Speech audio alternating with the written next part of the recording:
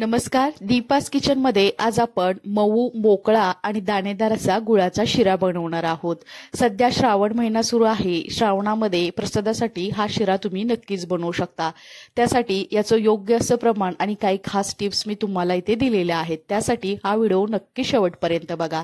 चला तर मग रेसिपी सुरू करूयात। गुळाचा शिरा बनवण्यासाठी मी गॅसवरती एक पातेलं ठेवलेलं आहे। त्यामध्ये आपण 1 वाटी इतका बारीक चिरून घेतलेला गुळ घालायचा आहे। आता आपण त्याच वाटीने 2 वाट्या इतकं पाणी घालायचं आहे।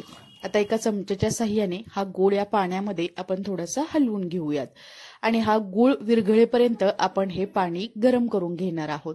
तर इथं तुम्ही बघू शकता काही मिनिटांमध्येच पाण्याला सुद्धा उकळी यायला सुरुवात झालेली आहे आणि गुळ यामध्ये पूर्णपणे विरघळला गेलेला आहे। आता हे गुळाचं पाणी आपण असं झाकून ठेवूयात म्हणजे हे गरम राहील।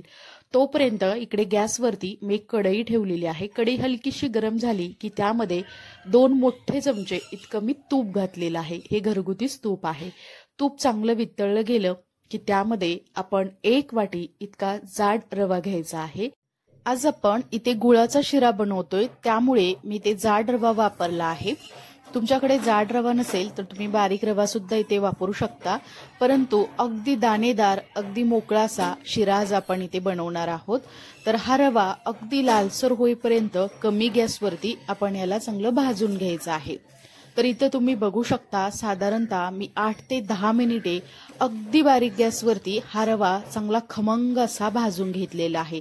घरभर याचा मस्त असा सुगंध सुद्धा दरवळायला सुरुवात झाली आहे।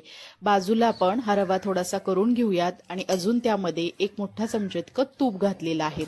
हे तूप चांगलं वितळलं गेलं की त्यामध्ये आपण काही काजू, बदाम याचे काप तसेच थोडासा बेदाणा सुद्धा घातलेला आहे। तर इथे तुमच्या आवडीनुसार कोणतेही ड्रायफ्रुट्स तुम्हाला हव्या त्या प्रमाणामध्ये इथे घालू शकता। हे थोडेसे तुपामध्ये असे परतले गेले की परत आपण याला असं रव्यामध्ये चांगलं मिक्स करून घेऊयात। तर इथे तुम्ही बघू शकता तर मी हे पूर्ण ड्रायफ्रूट सगळे रव्यामध्ये परत एकदा मिक्स करून चांगले परतून घेतलेले आहेत। आता यामध्ये आपण जे गुळाचं पाणी होतं ते निम्म पाणी ते घातलेलं आहे आणि एकदा त्याला परत असं थोडंसं हलवून घेऊयात।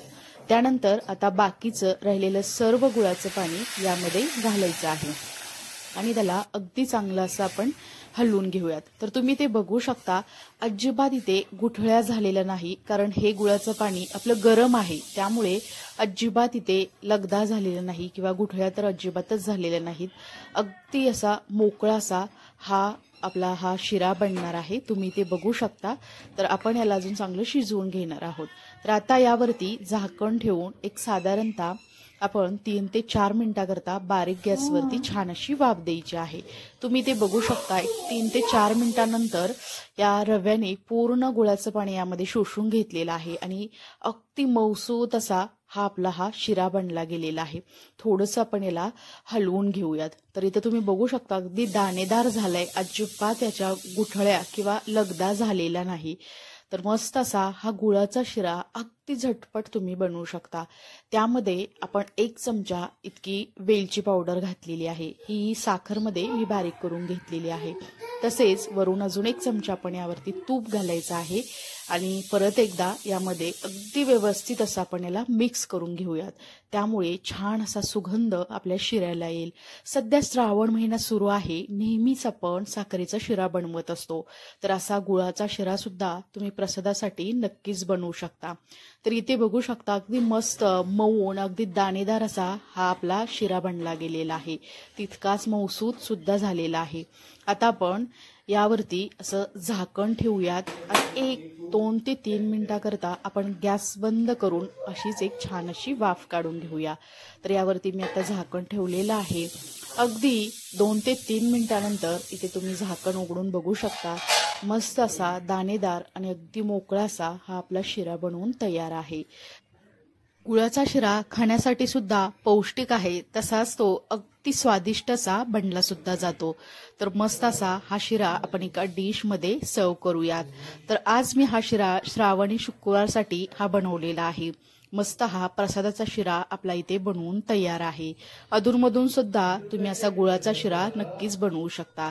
अगदी दाणेदार आणि मोकळा सुटसुटीत झालेला आहे। हा शिरा थंड झाला तर अजूनच थोडा सुटसुटीत होतो। तर इथे आपला हा श्रावण स्पेशल मस्त असा गुळाचा पौष्टिक शिरा अगदी झटपट 10 मिनिटांमध्ये बनवून तयार होतो। तुम्ही सुद्धा नक्की या पद्धतीने हा गुळाचा शिरा बनवून बघा, कसा झाला हे मला नक्की कमेंट्समध्ये सांगा।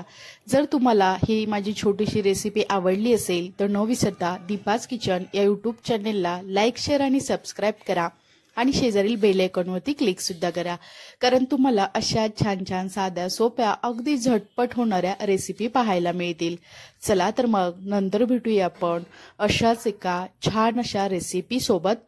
तोपर्यंत सर्वांना धन्यवाद।